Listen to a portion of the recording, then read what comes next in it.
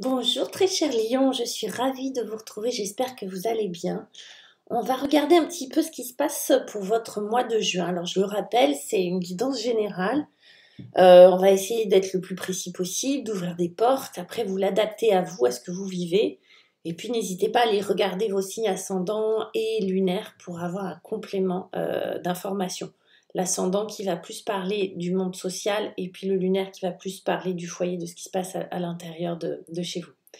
On va utiliser le tarot racine d'Asie, c'est lui qui est arrivé, c'est lui qui est venu. Et puis je vais le doubler avec l'oracle bleu.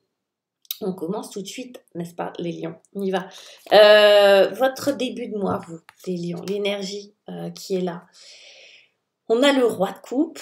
Alors, vous allez voir, j'ai regardé vite fait, il y a beaucoup de personnages là dans votre vie. Hein. Il y a du monde, il y a du monde, il y a du monde. Alors, on va voir à chaque fois si c'est votre énergie, si c'est quelqu'un d'extérieur, ça peut être les deux. En tout cas, moi, j'ai la sensation que voilà, il y a du monde autour de vous et ça va créer du changement, tout ça.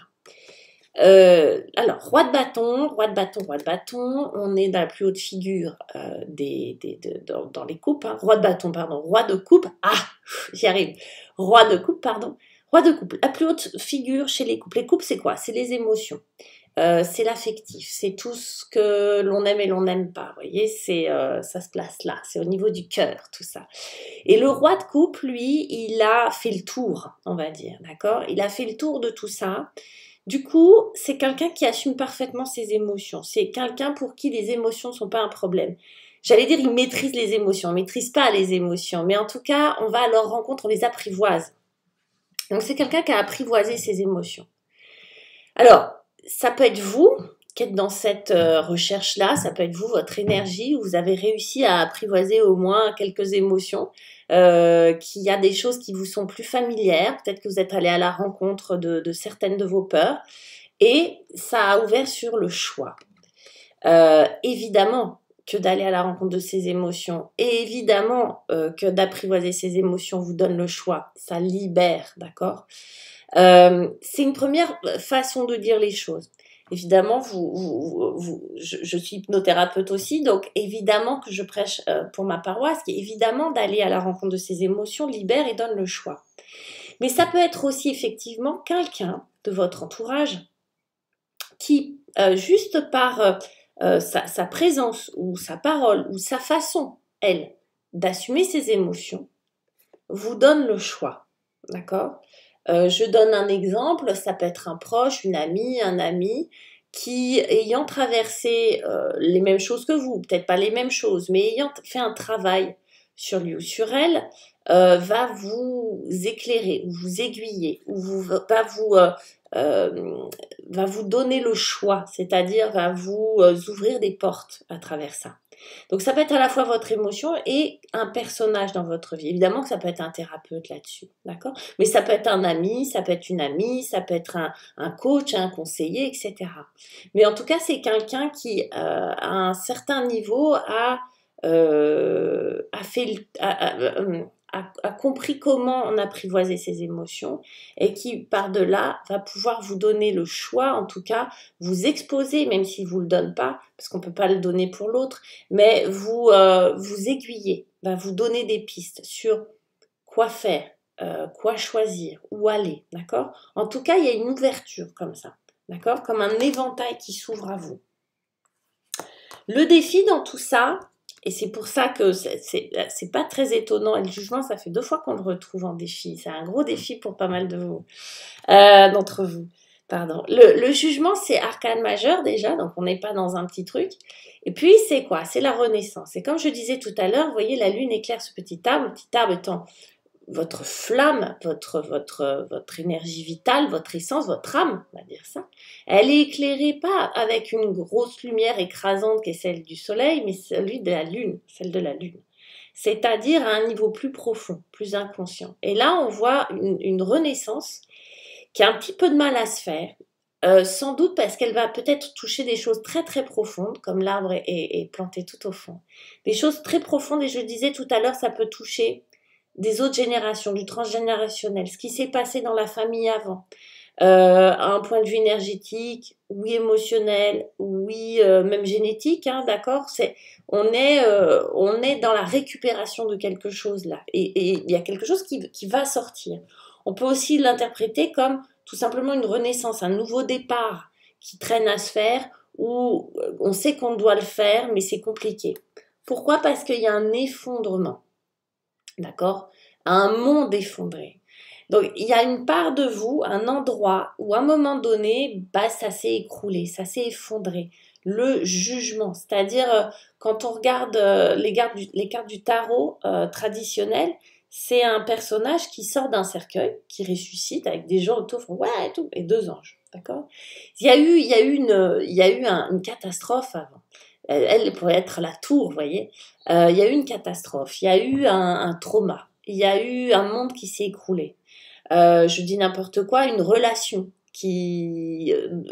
sur laquelle on comptait énormément, qu'on croyait être bonne, stable et tout, puis qui s'est effondrée. La santé, ça peut être la santé, on se croyait invincible et patatras, ça s'est effondré, etc., etc. Du coup, il y a à renaître, d'accord, de ces cendres. Il y a franchement le jugement, il y a à renaître, mais ça va se faire en profondeur, d'accord. Et pour l'instant, c'est le défi. D'accord? C'est ce défi-là. Mais vous avez tout pour y arriver car, elles sont marrantes les cartes, car on a le roi d'épée, qui est, lui aussi peut être un personnage, ou votre énergie, homme ou femme, hein, roi ça ne veut pas dire masculin ou féminin. Mais roi d'épée, c'est la plus haute figure, là pour le coup, dans les épées, c'est-à-dire dans la pensée, dans le mental. C'est quelqu'un qui sait analyser, c'est quelqu'un d'intelligent, de vif, de rapide, qui communique, qui a le sens de la critique, le sens de l'analyse, qui va pas faire en fonction justement des émotions, mais c'est bien parce que de l'autre côté, vous êtes accompagné par quelqu'un. Vous voyez, il y a une espèce de complémentarité comme ça, où on fait la lumière. Et c'est vrai que le roi d'épée, il a à cœur de faire la lumière, il a à cœur de dire la vérité, il a à cœur d'être dans cette espèce d'efficacité au niveau mental. Ça peut être un professeur, un avocat, un blabla, vous voyez, quelqu'un comme ça autour de vous. Ou simplement quelqu'un qui a une espèce de vivacité d'esprit, une facilité à communiquer ses pensées de manière la plus efficace et la plus efficiente pour vous. Et puis on a la lumière. Ou alors c'est votre énergie, hein. Vous êtes dans cette phase-là de recherche de vérité. Au-delà de la vérité, je dirais plus de recherche d'assimiler la réalité, en fait. C'est pas tout à fait pareil. Il y a une réalité, mais on peut avoir des vérités, voyez. Mais il n'y a toujours qu'une seule réalité dont on doit se rapprocher pour essayer de capturer la vérité, on va dire ça comme ça. En tout cas, il y a la lumière. Du coup, on voit bien que vous êtes dans une recherche de lumière. Vous êtes dans une recherche oui, de vérité, de réalité, d'accord, de se rapprocher de ça. Là, je parle vraiment comme s'il y avait un travail qui se faisait. Bien sûr qu'on peut le ramener à une relation, ok. Une relation, j'ai le choix parce que j'ai fait le tour de mes émotions, j'ai fait la lumière sur mes émotions, du coup j'ai le choix, ça m'apporte de la clarté, ça m'apporte de la vérité, de la lumière, et je vais pouvoir choisir. Même si je sais qu'il y a des zones d'ombre, des parts de moi qui se sont effondrées, etc. Et que je dois faire le deuil et l'acceptation de certaines choses pour pouvoir renaître. D'accord? Donc il y a à la fois un discours très pragmatique et en même temps quelque chose de très émotionnel. Alors ça peut s'agir d'un travail, évidemment, il peut s'agir d'une relation, de quelque chose que vous aimez, ou tout simplement de quelque chose qui se passe à l'intérieur de vous. Et puis on finit ce mois de juin avec un chevalier de bâton. Ils sont là les bâtons, c'est pour ça que je dis bâtons. Et puis on a, les changements. Voilà. Donc chevalier de bâton, lui, c'est le passage à l'action. Alors aussi, personnage, ça peut. Un personnage, alors le chevalier de bâton, en tant que personnage extérieur, voilà, il faut s'en méfier un petit peu. C'est un grand séducteur, c'est quelqu'un qui a une espèce d'aura comme ça, une espèce de confiance en lui, qui passe à l'action. C'est quelqu'un, vous savez, c'est du feu. Donc c'est quelqu'un qui peut être très très porteur, on a envie de le suivre parce que c'est quelqu'un de charismatique, ça peut être votre énergie, hein, et qui trace, quoi. Il va vite, il est dans l'efficacité, lui aussi dans la communication, dans la créativité, évidemment. C'est quelqu'un qui a énormément de vitalité. Donc, mais ça peut être quelqu'un qui est dans la séduction point barre, quoi, en gros. Et il n'y a rien d'autre derrière. Donc, ça peut être un personnage que vous rencontrez, homme ou femme, qui vient vers vous et qui vous apporte cette énergie et qui peut effectivement déclencher des changements. D'accord? Quand je dis qu'il est à double tranchant, c'est-à-dire que le cavalier de bâton, c'est une énergie, si c'est la vôtre, c'est très bien, c'est une énergie qui passe, d'accord? On reste jamais sur une énergie de cavalier de bâton. Enfin, vous voyez, ou alors si c'est ça, c'est franchement l'archétype du séducteur, mais pas très fiable, d'accord? Là, pour moi, j'ai plus l'impression que c'est une énergie qui vient à votre rencontre. Mais cette énergie, elle peut être personnalisée par quelqu'un, d'accord? Une femme ou un homme, qui vient délivrer un message, qui vient donner une énergie. Donc, pour moi, c'est quelque chose qui va durer peut-être quelques petites semaines, mais qui vient créer le changement.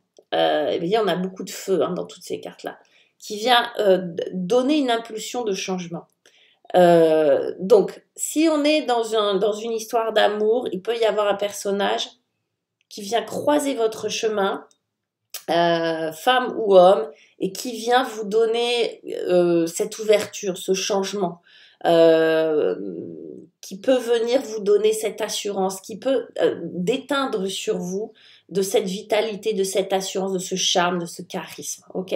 Sinon, ça peut être vous qui, à travers tout ce cheminement, adoptez la posture du cavalier de bâton, d'accord, qui va effectivement extrêmement vite, qui va profiter de sa nouvelle aura, qui va profiter de sa capacité à faire des choix et de cette lumière, etc., de ces émotions complètement assumées. Voilà. Voilà, mes chers lions, ça vous va bien. Je trouve que ça vous va bien. Je ne sais pas pourquoi ça vous va bien. Vous me direz. Vous m'enverrez un petit message. N'hésitez pas à vous abonner, etc., etc. Si vous souhaitez une guidance, il y a tout ce qu'il faut en bas pour me retrouver. Je vous embrasse. À bientôt. Beau mois de juin à vous.